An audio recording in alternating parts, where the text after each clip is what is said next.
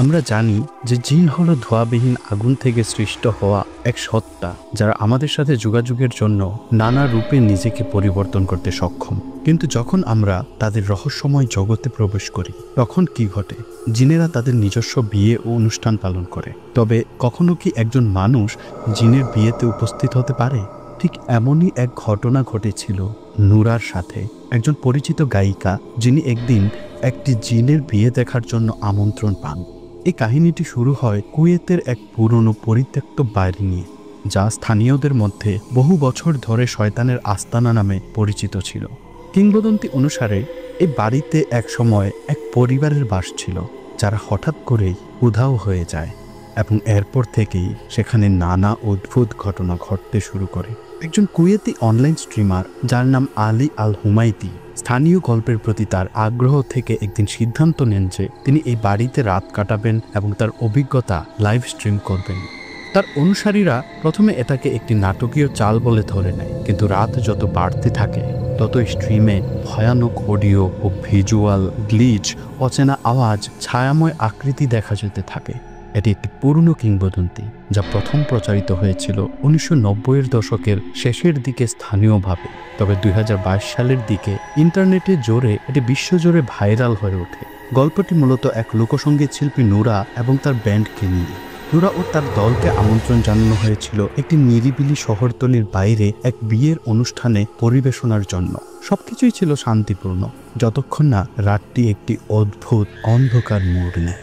এই ভিডিওর মাধ্যমে আপনি এবং আমি একসঙ্গে ডুব দেব নূরার সেই বিয়ের রাতের রহস্যময় ঘটনার ভেতরে, এবং শেষ পর্যন্ত আমরা দেখব কিভাবে এই গল্পটি সত্য ও কল্পনার এক বিস্ময়কর মিশ্রণ হয়ে দাঁড়িয়েছিল এবং যা 2011 সালে এক চমকপ্রদ মোড় নেয়। এই সবকিছু শুরু হয়েছিল একটি পুরনো ক্যাসেট টেপ দিয়ে। 1997 সালের দিকে এক যুবক হঠাৎ করে তার পুরনো ঘরের স্টোর রুমে খুঁজে পান একটি ধুলোমলিন ক্যাসেট। প্রথমে এটি দেখে সাধারণই মনে হয়েছিল, কিন্তু যখন সে টেপটি চালায় তার ভেতরে যা ছিল তা তার রক্ত হিম করে দেয়। টেপটি ছিল তার মৃত বাবার, যিনি ছিলেন কুয়েতের একজন খ্যাতনামা এবং প্রবীণ সাংবাদিক।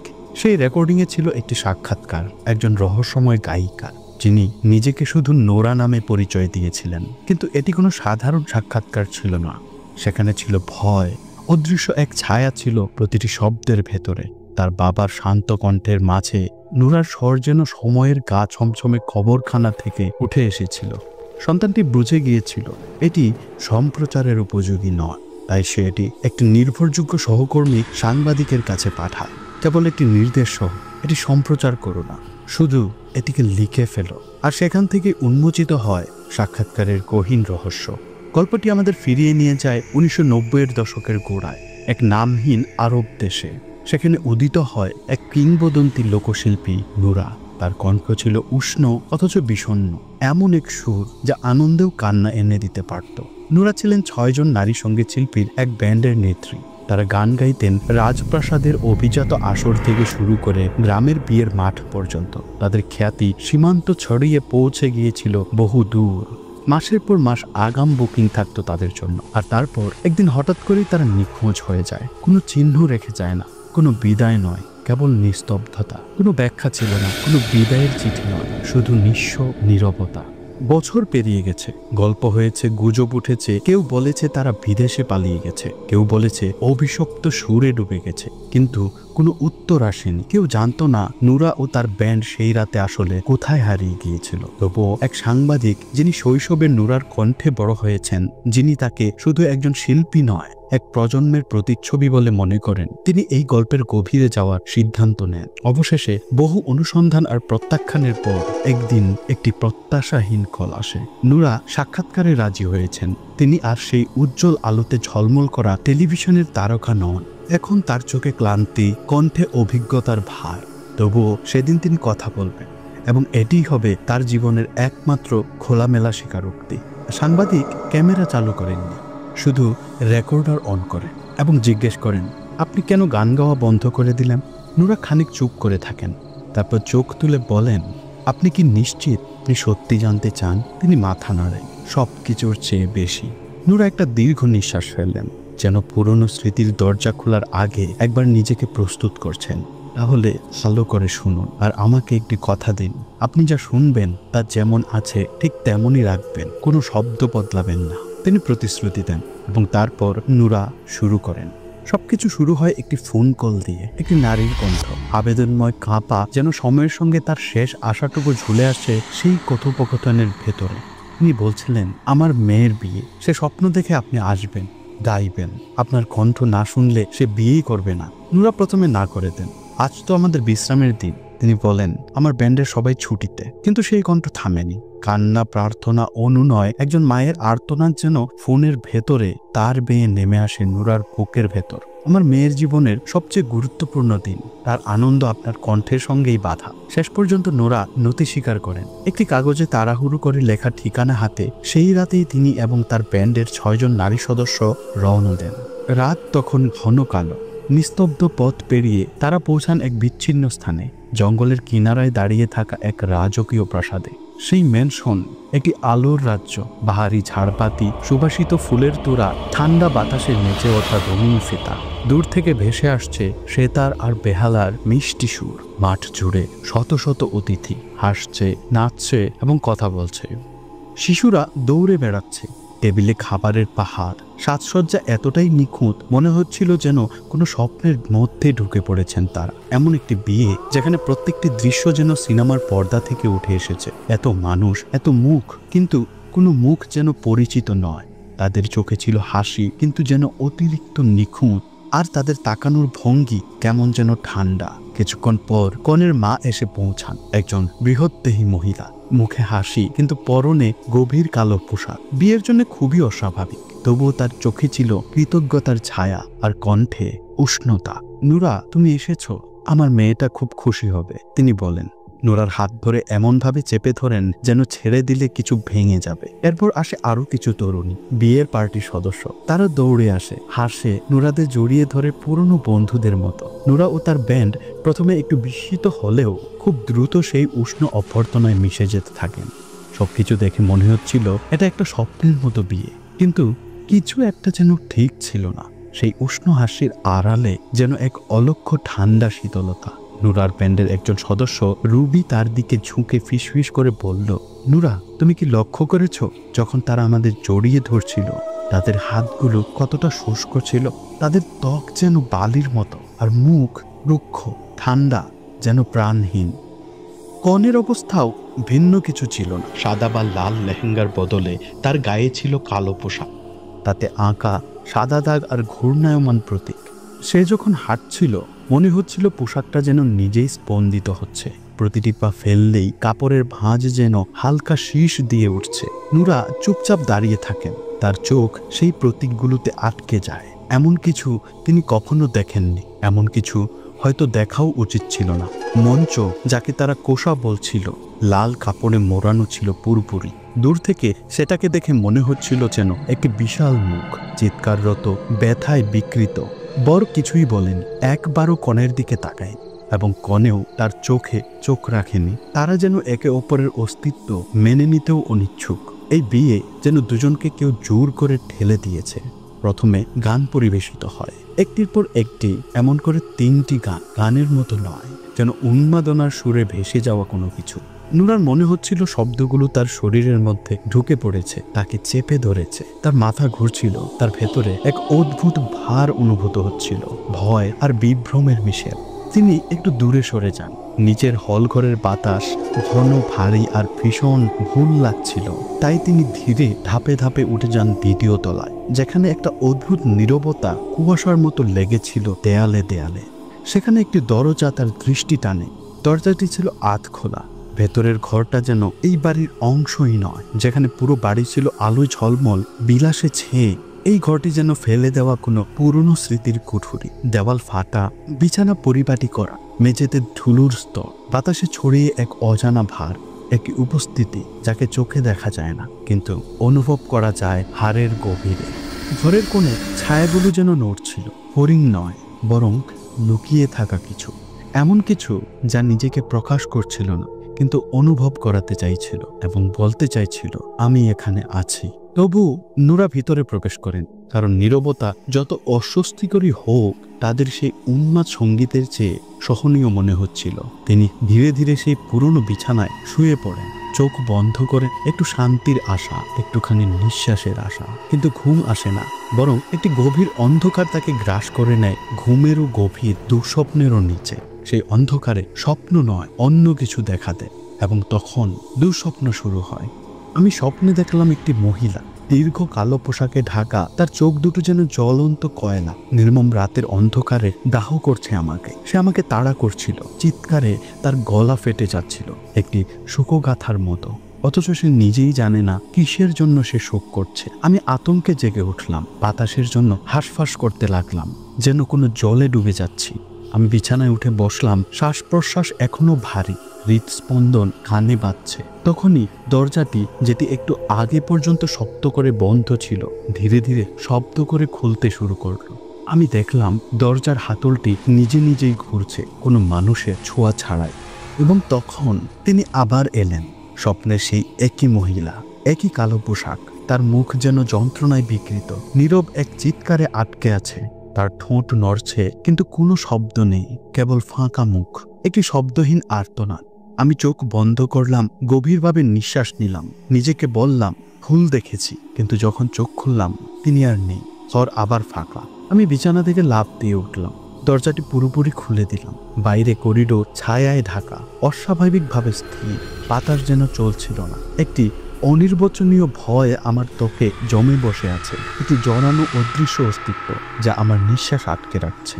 তখন হঠাৎ দেখলাম একটি ছেলে শিশু, 6 বছর বয়সের বেশি নয়, চুপচাপ করিডোরে দাঁড়িয়ে, তার পা খালি, হালকা জামা পরা, কিন্তু তার চোখে কিছু ছিল, কোনো কিছু যা অনাবিষ্কৃত। সে ধীরে ধীরে আমার দিকে হেঁটে আসছিল, না ভয় নিয়ে না উৎসাহ নিয়ে, শুধু এক নিঃশব্দ প্রবাহে। আমি এগিয়ে যেতেই সে হঠাৎ দৌড়ে এলো, একটি হাসি ছুড়ে দিয়ে যা করিডোরে প্রতিধ্বনিত হলো, সুরের মতো কিন্তু অস্বস্তিকর। না ভেবেই আমি তার পেছনে ছুটলাম।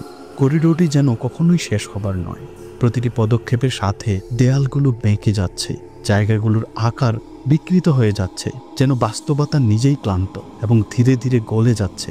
দূরের শেষ প্রান্তে ছেলেটি হঠাৎই এক জীর্ণ সিঁড়ি বেয়ে উপরে উঠে গেল। আমি তার পেছনে ছুটলাম, হৃদয় যেন পাঁজরের খাঁচা ফেটে বেরিয়ে আসবে এই ধাক্কাধাক্কিতে। প্রতিটি পদক্ষেপ যেন মৃত্যুর ঘণ্টার মতো বেজে উঠছে, প্রতিধ্বনিত হচ্ছে চারদিক জুড়ে। 3য় তলায় পৌঁছে আমি থমকে গেলাম। এই তলা আলাদা, এখানে কিছু ভুল, কিছু অস্বাভাবিক। অন্ধকার ঘন, শীতল বাতাস চামড়ায় কাঁটা তুলে দিচ্ছে, দেয়ালগুলোতে পচা বাদামি দাগ, পুরনো হাড়ের মতো ফাটা ফাটা, এমনকি বাতাসেও একটা গন্ধ, পচা মাংসের, যেন কিছু মৃত দীর্ঘকাল ধরে এখানে পড়ে আছে। আলো এখানে আসে না ঠিক মতো, কেবল অন্ধকারের উপর আলো ফোটার মতো কম্পমান কিছু রশি। আমি ছেলেটিকে দেখতে পেলাম, একটি অদ্ভুত ধূসর দরজার সামনে দাঁড়িয়ে। সে কেবল একবার আমার দিকে তাকালো, মুখে কোনো অনুভূতি নেই, তারপর ভেতরে ঢুকে গেল। আমি দরজায় পৌঁছালাম, বদ্ধ, তালাবদ্ধ। তুমি কে? আমি চিৎকার করলাম, গলা কাঁপছে, দম আটকে আসছে। ভয় পেও না, কেউ তাদের সময়ের আগে মরে না। তারপর টানা থেমে গেল, একটি নীরবতা, তারপর কোমল, প্রায় করুণ কণ্ঠে সে বলল, আমি একজন বন্ধু, একজন বিশ্বস্ত বন্ধু। আমি হালকা স্বস্তিতে হাঁফ ছাড়লাম, নিজেকে ছাড়িয়ে নিয়ে উঠে দাঁড়ালাম, তারপর দৌড়াতে লাগলাম, শ্বাসরুদ্ধ, আতঙ্কিত, যতক্ষণ না আমি নিচে অন্যদের ভিড়ে, আলো ও শব্দের মাঝে ফিরে আসি। ভিতরে ঢুকতেই আমি দেখলাম সবাই একত্রিত হয়েছে। কেন্দ্রে বসেছিল শামস, আমার ব্যান্ডের একজন সদস্য, যিনি কাঁপতে কাঁপতে অসহায়ভাবে বসেছিলেন। তার মুখের রং ছিল হলুদ আর চোখে ছিল অসীম আতঙ্কের ছাপ। তার গাল বেয়ে অশ্রু ঝরছিল আর শরীরটা এমনভাবে কাঁপছিল যেন তার হাড়গুলো তাকে ধরে রাখতে পারছিল না। আমি দ্রুত তার কাছে হাঁটু গেড়ে বসে গেলাম এবং তার কোমল বাহু দুটি ধরলাম। বললাম, কি হয়েছে? তার কাঁপন দেখে আমার বুকের মধ্যে চাপ বাড়তে লাগলো। শামস ভয় পেয়ে উপরে তাকালেন, তার চোখে ছিল এক অস্বাভাবিক দৃষ্টি। তুমি এতক্ষণ কোথায় ছিলে? শামস বলল, তার কণ্ঠে আতঙ্কের আভাস। অতিথিরা অস্থির হয়ে উঠছিল। আমি তোমাকে খুঁজতে গিয়েছিলাম সিঁড়ির দিকে, কিন্তু আমি তোমাকে আর দেখতে পাইনি। তিনি থামলেন, কিছুক্ষণ নিঃশ্বাস আটকে গেল, তারপর গম্ভীরভাবে বললেন, উপরে সবকিছু অস্বাভাবিক লাগছিল, বাতাস ভারী ছিল, যেন কিছু একটা অস্তিত্ব অনুভূত হচ্ছিল।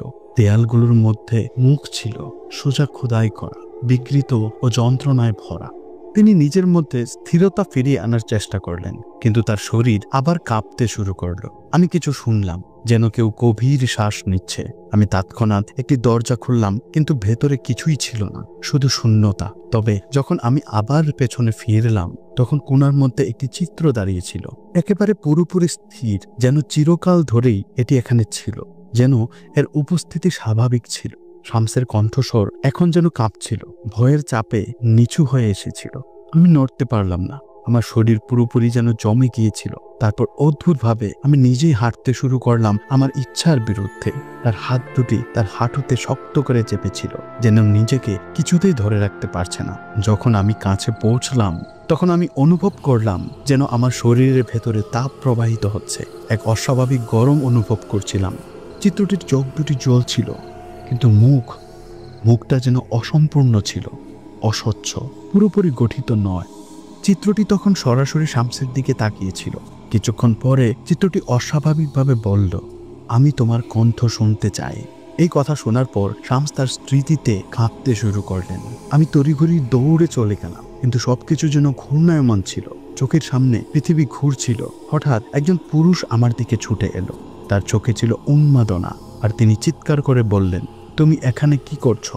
তার গলা উঠে গেল, আর তিনি আরও চিৎকার করে বললেন, আর কখনো এখানে আসবে না। তার শব্দগুলি যেন আমার মধ্যে আঘাত করছিল। তারপর আমি আর থাকতে পারলাম না, আমি দৌড়তে থাকলাম।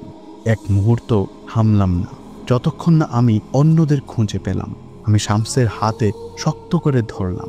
তুমি এখন নিরাপদ শামস, বললাম আমি। তার অবস্থা দেখে আমার কাঁপন বাড়ছিল। শামস ধীরে ধীরে মাথা নাড়ল, তার চোখে ভয় আর সংশয়। দেয়ালগুলো যেন নিঃশ্বাস নিচ্ছে, সেখানে কিছু আছে, ছায়া কোণের মধ্যে চলাফেরা করছে, আর আমার নাম ফিসফিস করছে।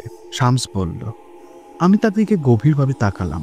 শামসের কথা শুনে আমার হৃদয়ে অস্বস্তি তৈরি হলো। আমি ধীরে ধীরে বললাম, শামস, যথেষ্ট হয়েছে, আমাদের সাথে ভালো কিছুই হচ্ছে না। আসো আমরা আমাদের পোশাক বদলাই, সবার সাথে এই পরিস্থিতি শেষ করি, তারপর আমরা চলে যেতে পারি। আমরা সবাই কাঁপছিলাম, কিন্তু আমি মেয়েগুলোকে একত্রিত করলাম এবং সাহস যোগান দেওয়ার চেষ্টা করলাম। তারপর আমরা বিয়ের দ্বিতীয় পর্বে ফিরে গেলাম। দ্বিতীয় পর্বটি শুরু হলো একটি ঐতিহ্যবাহী মাওয়া দিয়ে। এটি একটি সুরেলা প্রাচীন আরবি গান, যা হলের মধ্যে ধোঁয়ার মতো ভেসে উঠছিল, এবং এক মুহূর্তের জন্য দর্শকদের উপর একটি অদৃশ্য নীরবতা নেমে এলো। তারপর আমাদের পরিচিত গানগুলো শুরু হলো, সেই সুর এবং ছন্দগুলো যা আগের শক্তি ফিরিয়ে আনতে সাহায্য করেছিল, পার্টির অনুভূতিটা আবার জীবন্ত করার জন্য। কিন্তু যখন ঘড়ির কাঁটা মধ্যরাতে পৌঁছালো, তখন কিছু অদ্ভুত পরিবর্তন ঘটল।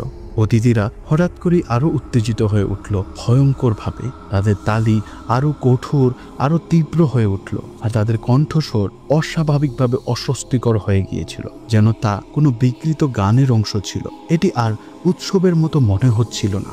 মনে হচ্ছিল যেন কিছু অশুভ শক্তি এখানে উপস্থিত হয়েছে, যা রাতের পবিত্রতা এবং শান্তি গ্রাস করেছে। জমায়েতের মহিলারা, যারা আগে স্থির ছিল, অপ্রাকৃত গতিতে নাচতে শুরু করল। তাদের অঙ্গ প্রত্যঙ্গগুলো যেন কোনো অদৃশ্য সুতার দ্বারা নিয়ন্ত্রিত হচ্ছিল।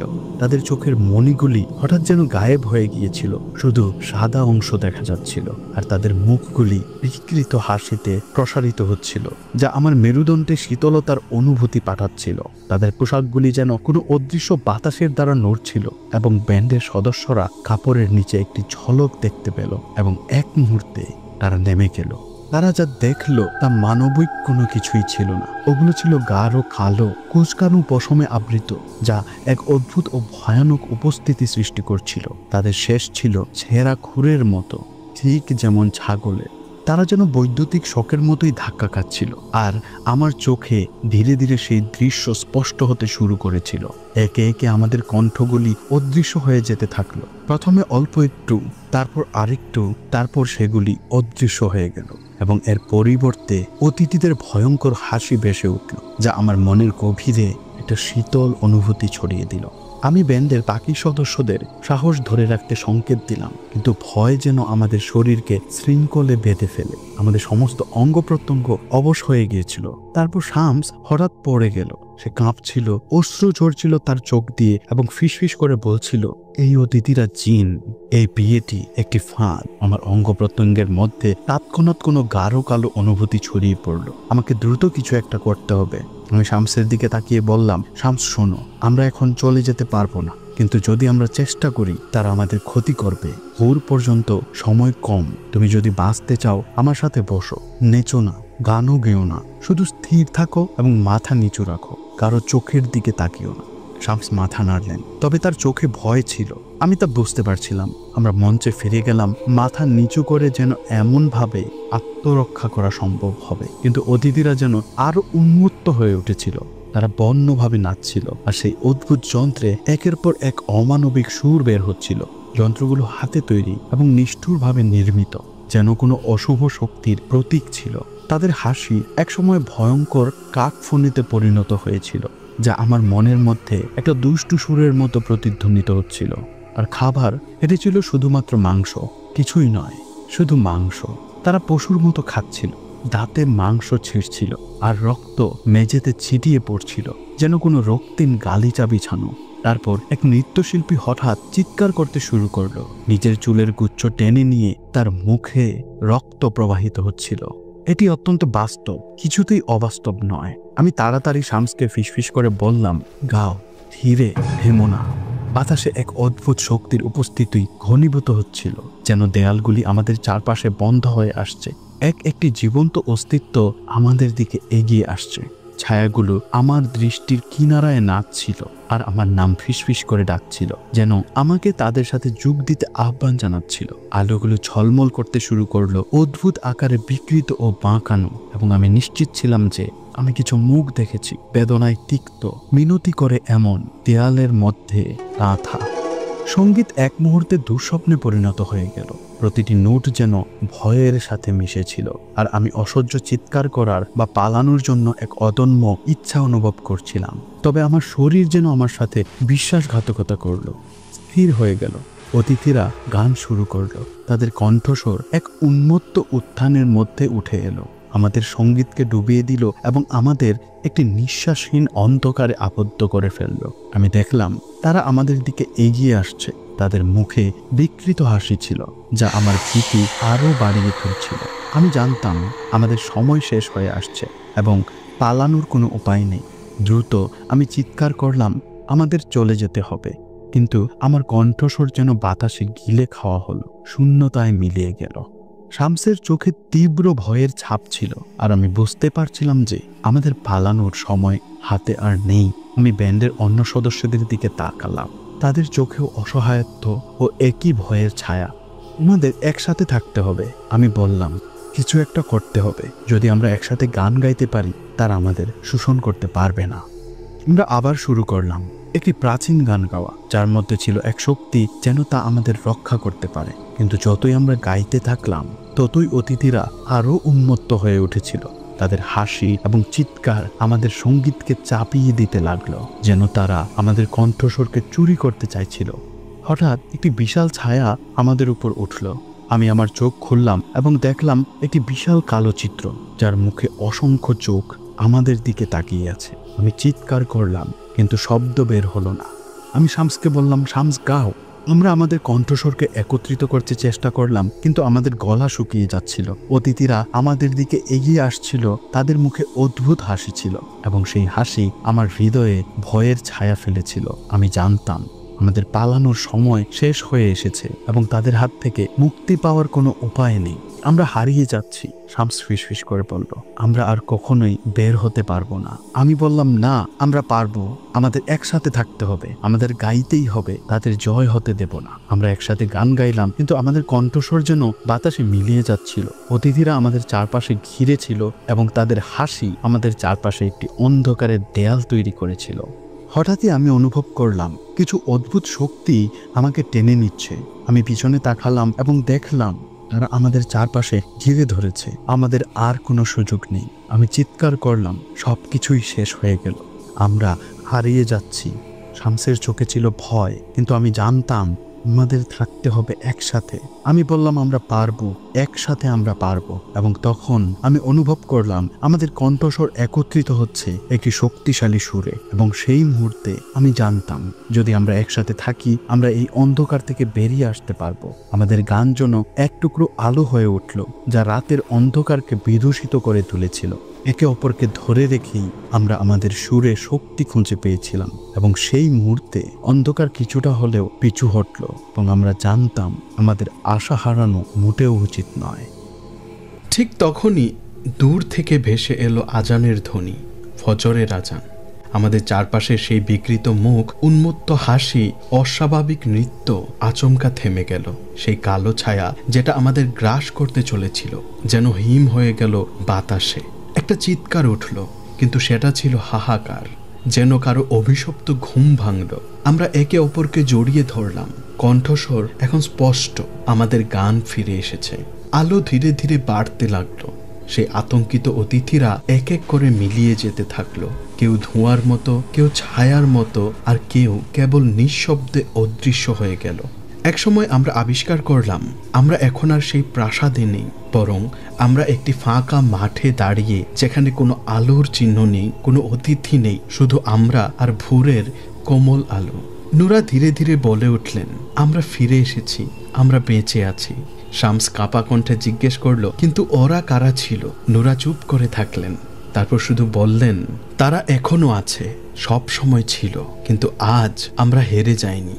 সেই দিন থেকেই কেউ আর নোরার কণ্ঠে কোনো গান শোনেনি। ভোরের আলো ছুঁতে না ছুঁতেই তারা বুঝতে পারলেন সেই রাতের ঘটনা তাদের শরীর থেকে গেলেও মন থেকে গেছে গভীর ক্ষত হয়ে। কুয়েত ফিরে আসার পর কেউই আর আগের মতো ছিল না। নুরা গানের জগৎ থেকে সম্পূর্ণভাবেই সরে গেলেন। তিনি ঘরবন্দি হয়ে পড়লেন। বাইরের জগৎ যেন তাকে আতঙ্কিত করে তুলত। একদিন তিনি এক বয়স্ক আলেমের কাছে যান, যার কথা লোকে বলতো তিনি অদৃশ্যের দরজা জানেন। তার নাম ছিল শেখ হাকিম। শেখ হাকিম তার গল্প মনোযোগ দিয়ে শুনে বলেছিলেন, তুমি এমন এক দুনিয়ায় প্রবেশ করেছিলে যেখানে মানুষকে স্বাগত জানানো হয় না, কিন্তু তারা তোমার কণ্ঠ চেয়েছিল, তোমার সত্তা চেয়েছিল, আর চেয়েছিল তোমার প্রাণ শক্তি। নোরা জিজ্ঞেস করলেন, তারা কি আজও আমাকে খুঁজছে? শেখ চুপ করে থাকলেন, তারপর বললেন, তুমি কি এখনো স্বপ্নে কালো চোখের সেই নারীকে দেখো? নোরা ভয়ে মাথা নাড়লেন। হ্যাঁ, সে আমাকে ডাকে, বলে তুমি আমার গান চুরি করেছ। কিছুদিন পর শামস নিখোঁজ হয়ে যায়। তার পরিবার জানালো সে একদিন বলেছিল, আমি আবার সেই গানের সুর শুনছি, আমাকে যেতে হবে। তারপর সে আর ফেরেনি। আরেক ব্যান্ড সদস্য লায়লা মানসিক ভারসাম্য হারিয়ে ফেলে। সে সব সময় দেয়ালের দিকে তাকিয়ে বলে, ওরা ফিরে আসবে, ওরা আবার গাইতে বলবে। নুরা বুঝতে পারেন এই অভিশাপ শেষ হয়নি। 3 বছর পর এক রাতে হঠাৎ করেই তার ঘরে একটি পুরনো ক্যাসেট টেপ আবার চালু হয়ে যায়। কেউ স্পর্শও করেনি সেটি। টেপে একটি নতুন গান বাজছিল, একটি কণ্ঠ যেটি তার নিজের, কিন্তু সে কখনো তা গায়নি। আমরা তোমার গান ধার নিয়েছি, সেই কণ্ঠ বলছিল, এখন তোমার আত্মাও চাই। এক রাতে নুরা আর থাকতে না পেরে শেখ হাকিমের পরামর্শে আবার সেই পুরনো জায়গায় ফিরে যান, একা। এবার তার হাতে ছিল একটি কোরআন শরীফ, কিছু তাবিজ এবং একটি সংকল্প, এই অভিশাপ শেষ করার সংকল্প। প্রাসাদটি এখন আর আগের মতো ছিল না। সেখানে ছিল ধ্বংসস্তূপ, পোড়া গন্ধ এবং পেছনের দেয়ালে একটি রক্তলিখিত বাক্য, আমরা এখন গাই না, আমরা গ্রাস করি। তিনি ভেতরে ঢোকেন। একে একে সেই পুরনো মুখগুলি ফিরে আসে, ছায়া, হাসি, পেছনে ঘুরে থাকা চোখ, বিকৃত সুর। কিন্তু এবার তিনি গাইতে শুরু করেন এক নতুন গান, একটি দোয়া, একটি নসিহা, যা শেখ হাকিম তাকে শিখিয়েছিলেন। আলো ছড়িয়ে পড়ে, ছায়ারা কুঁচকে যায়, আর্তনাদ ওঠে, প্রাসাদ কেঁপে ওঠে, দেয়াল চূর্ণ হয়। এরপর থেকে নোরাকে আর পাওয়া যায়নি। তাহলে এই ঘটনাটি কি সত্য ছিল? চলুন জানি আসলে এখানে কি ঘটেছিল। এই গল্পের কেন্দ্রবিন্দুতে রয়েছেন নোরা। হ্যাঁ, তিনি সত্যিই ছিলেন নোরা রাবি ইসলাম আলী, গালফ অঞ্চলের অত্যন্ত জনপ্রিয় এবং সম্মানিত লোকগায়িকা। যদিও এই কাহিনীতে সরাসরি কোনো উপাধি বা পুরো নাম উল্লেখ করা হয়নি, যারা লোকসঙ্গীতের ইতিহাস জানেন তারা খুব সহজেই বুঝে ফেলেন এটি তিনি। নোরা 1950 সালে জন্মগ্রহণ করেন। তার সঙ্গীতের প্রতি ভালোবাসা উত্তরাধিকার সূত্রে আসে তার মায়ের কাছ থেকে। যিনি নিজেও একজন জনপ্রিয় পারফর্মার ছিলেন। ধীরে ধীরে তিনি নিজের নাম প্রতিষ্ঠা করেন। মায়ের অবসরের পর তিনি নিজেই ব্যান্ডের দায়িত্ব নেন এবং 1990-এর দশকের শুরুতে গালফ অঞ্চলের অভিজাত সমাজে এক প্রতিভাবান শিল্পী হিসেবে খ্যাতি অর্জন করেন। প্রিন্সদের ব্যক্তিগত অনুষ্ঠানে, ধনীদের বিয়ে ও অভ্যর্থনায় তিনি ছিলেন এক অনিবার্য নাম। এই খ্যাতি ও প্রভাবের কারণেই হয়তো তিনি আমন্ত্রিত হন সেই রহস্যময় বিয়ের অনুষ্ঠানে, যা ছিল বিলাসবহুল কিন্তু গভীরভাবে অশুভ। এখানে ঠিক সেখান থেকেই শুরু হয় এক অবর্ণনীয় অধ্যায়, যেখানে নোরার গান শুধু শ্রোতাদের মন জয় করেনি, বরং ডেকে এনেছিল অশরীরী আত্মার মনোযোগও।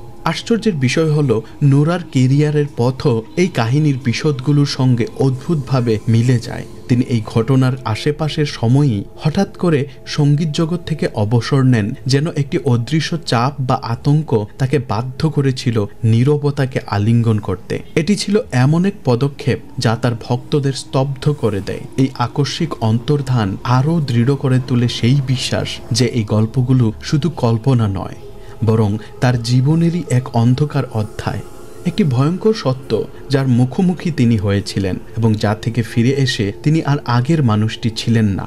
এখন আসি সেই রহস্যময় বাড়িটির কথায়। গল্পে একটি স্থান এক বিলাসবহুল প্রাসাদ হিসেবে বর্ণিত, চকমকে আলোয় মোড়া, অভ্যাগতদের হাঁটা চলার শব্দে মুখর, যেন এক স্বপ্নময় রাজপ্রাসাদ। কিন্তু বাস্তবে এটি ছিল একটি ধ্বংসপ্রাপ্ত পরিত্যক্ত ভবন। ভাঙা জানালার ফাঁক দিয়ে কুয়াশা ঢুকত, আর প্রতিটি করিডোরে প্রতিধ্বনিত হতো এক শীতল হাওয়ার গর্জন। মেঝে ফাটা, দেয়ালে শেওলা, আর সিঁড়িগুলো এমনভাবে দাঁড়িয়ে যেন সেগুলো নিজেই কাঁপছে কোনো এক অদৃশ্য ভয়ের ওজনে। এই বাড়িটি কল্পনার সৃষ্টি নয়, এটি সত্যিই ছিল। কুয়েত শহর থেকে প্রায় 32 কিলোমিটার দক্ষিণে সাবাহিয়া এলাকায় অবস্থিত এই স্থাপনাটি বহু বছর ধরে জনশূন্য। স্থানীয়দের মধ্যে এটি এক অশুভ স্থান নামেই পরিচিত। বহু বছর ধরেই গুজব ছিল এখানে একটি জিনের পরিবার বসবাস করে। তারা রাতে বের হয়, ছায়ার মধ্যে মিশে যায়, আর ঘরে ঢোকা যে কাউকেই নিজের দুনিয়ায় টেনে নেয়। এমন গুজব অবিশ্বাস্য হলেও বাস্তবতা হলো, দুনিয়ার প্রায় প্রতিটি শহরেই একটি না একটি এমন নিষিদ্ধ বাড়ি থাকে।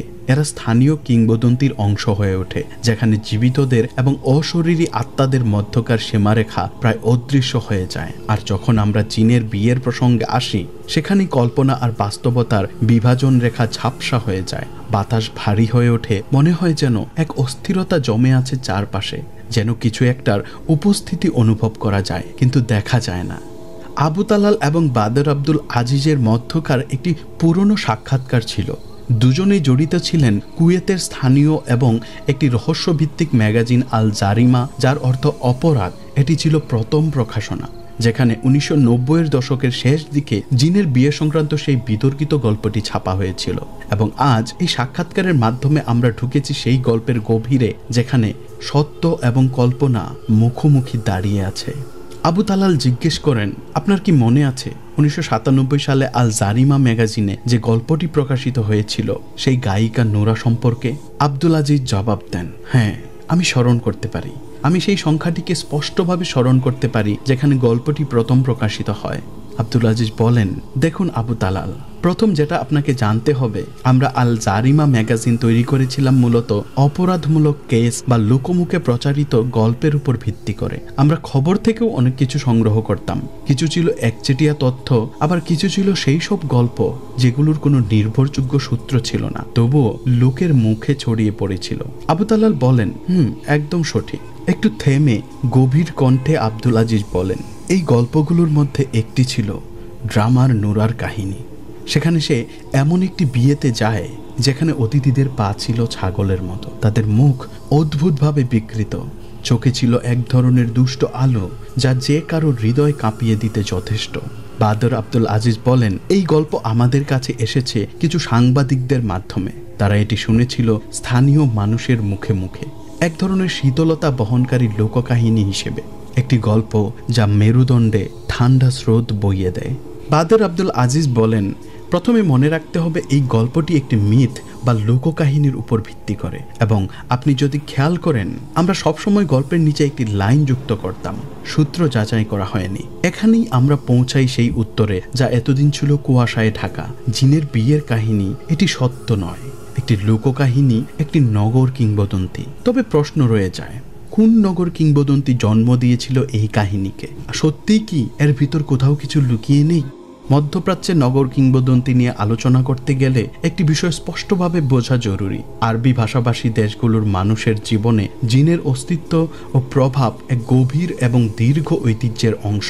আধুনিক যুগে এসেও এই বিশ্বাস কেবল লোককথা কিংবা অতীতের বিষয় নয়, বরং এটি এখনো সংস্কৃতির শিরায় শিরায় প্রবাহিত, প্রতিদিনের জীবনকে ঢেকে রাখে এক অদৃশ্য ছায়ায়। একটি চমৎকার উদাহরণ হলো 1985 সালে নির্মিত মিশরীয় চলচ্চিত্র মানুষ এবং জিন, যেখানে ভয়ের গল্প বলার মাধ্যমে জিনের ধারণাকে নতুন মাত্রায় উপস্থাপন করা হয়। সিনেমাটি প্রমাণ করে কিভাবে জিন মিশরীয় চলচ্চিত্রে আতঙ্কের রূপক হিসেবে আত্মপ্রকাশ করেছে, এমনভাবে যে দর্শকরা আতঙ্কে তাদের আসনে চেপে বসে থাকে। এই প্রেক্ষাপটে জিনের সাথে বিয়ের গল্প যে একটি নির্দিষ্ট দেশ বা সংস্কৃতির মধ্যেই সীমাবদ্ধ তা কিন্তু নয়, বরং এটি মধ্যপ্রাচ্যের যে কোনো অঞ্চলের শিকড় গেড়ে বসে থাকতে পারে। বিস্ময়করভাবে কিছু মানুষের বিশ্বাস এই কাহিনী হয়তো জন্ম নিয়েছে সৌদি আরবের একটি পুরনো কমেডি সিরিজ আবু আল আসাফির একটি পর্ব থেকে। সেই পর্বের নাম জিন আতুশকে তাড়া করছে, যেখানে আতুশ নামের এক ব্যক্তি একা ঘরে বসে একটি ভয়ঙ্কর সিনেমা দেখে। সিনেমাটির দৃশ্য তাকে এতটাই আতঙ্কিত করে তোলে যে তার স্বাভাবিক ভয় দ্রুত রূপ নেয় গভীর প্যারানোয়ায়। আতুশ বিশ্বাস করতে শুরু করে জিনেরা তাকে অনুসরণ করছে। তার কানে ফিসফিস শব্দ, ছায়ার নড়াচড়া সবই যেন এক অশরীরী উপস্থিতির ইঙ্গিত। এরই মাঝে একের পর এক অদ্ভুত দুর্ভাগ্য তার জীবনে নেমে আসে। অবশেষে এক রাতে তার সহকর্মীর গাড়ি মাঝপথে বিকল হয়ে যায়। কোনো উপায় না দেখে আতুশ ও তার সঙ্গী আশ্রয় নেন এক অচেনা লোকের তাঁবুতে, যেখানে শুরু হয় আরও এক রহস্যময় অধ্যায়। তাঁবুর ভেতরে প্রবেশ করে আতুশ এবং তার সঙ্গী এক অবিশ্বাস্য দৃশ্যের মুখোমুখি হন। একটি প্রাণবন্ত সমাবেশ, যেখানে সুর বাজছে, মানুষ হাসছে, আর চারপাশে সাজানো রয়েছে অপূর্ব ভোজন। এই আনন্দঘন পরিবেশ যেন বাস্তবের চেয়েও বেশি জীবন্ত, প্রায় অলৌকিক। যদিও তাদের মনে এক ধরনের অজানা অস্তিত্ব কাজ করে, তবু হোস্ট জোর দিয়ে তাদের থাকার আহ্বান জানান, অতিথিদের মতো করে খেতে ও উৎসব উপভোগ করতে বলেন, যেন তাদের উপস্থিতি আগে থেকেই প্রত্যাশিত ছিল। কিন্তু রাত গভীর হতে শুরু করলে আতুশ এক অদ্ভুত বিষয় লক্ষ্য করে। তাদের হোস্টদের পা স্বাভাবিক মানুষের মতো নয়, বরং ছাগলের পায়ের মতো বাঁকা ও চুলে ভরা। তাদের হাসির মধ্যে ধীরে ধীরে এক প্রকার বিকৃততা ফুটে ওঠে, এক ভয়ানক কৌতুক যা আনন্দ নয় বরং আতঙ্ক জাগায়। যদিও এই কাহিনীর বহু উপাদান জিনের বিয়ে সংক্রান্ত কিংবদন্তির সাথে সাদৃশ্যপূর্ণ, তবুও এটি সেই রহস্যের সম্পূর্ণ ব্যাখ্যা নয়। হতে পারে এটি কেবল কল্পনার ফসল, অথবা হয়তো এই গল্পের পেছনে সত্যি এমন একটি ঘটনা লুকিয়ে আছে যা বহু বছর আগে ঘটেছিল, ইতিহাসের অন্ধকারে হারিয়ে গেছে। কোনোদিন সরকারি নথিতে লেখা হয়নি, বরং মানুষের মনে শুধু গল্প হয়ে বেঁচে আছে, ভয় ও কুসংস্কারের পাতার নিচে চাপা পড়ে। তবে একটি সাক্ষাৎকারে সৌদি অভিনেতা এই রহস্যময় কাহিনীর উৎস সম্পর্কে একটি ব্যাখ্যা দেন, একটি তথ্য যা শুধু যৌক্তিক নয়, বরং এমন এক রহস্য সৃষ্টি করে যা সরাসরি মেরুদণ্ডে অনুভূত হয়। এরপর আবু তালাল বলেন, ঠিক আছে, আমরা ড্রামার নোরার গল্পটি আলোচনা করেছি, তবে এবার আপনি সালমিয়াহ ভুতুরে বাড়ির গল্পটি শোনান দয়া করে। আব্দুল আজিজ বলেন, হ্যাঁ, দেখুন, আমাকে কিছু বলতে দিন, কারণ আমি ব্যক্তিগতভাবে সেই বাড়ির আশেপাশে সময় কাটিয়েছি।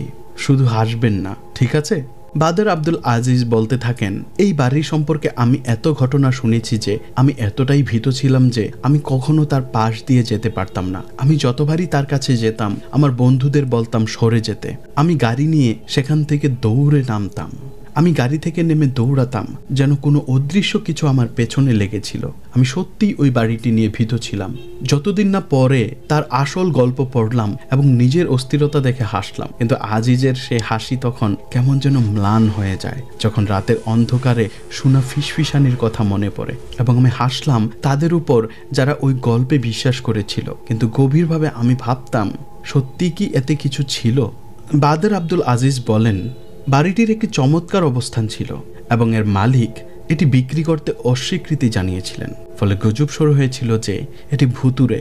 এটি একটি পারিবারিক বাড়ি ছিল যার একটি পুরনো ইতিহাস থাকায় মালিকরা এটিকে ধরে রেখেছিল, বিক্রি করতে চায়নি। কিন্তু সেই বাড়ির চারপাশে অন্ধকার বাড়তে থাকে। সেই বাড়িকে কেন্দ্র করে কিছু গল্প তৈরি হতে থাকে, এবং যত গল্পগুলো তৈরি হতে থাকে তত গুজব ছড়িয়ে পড়ে।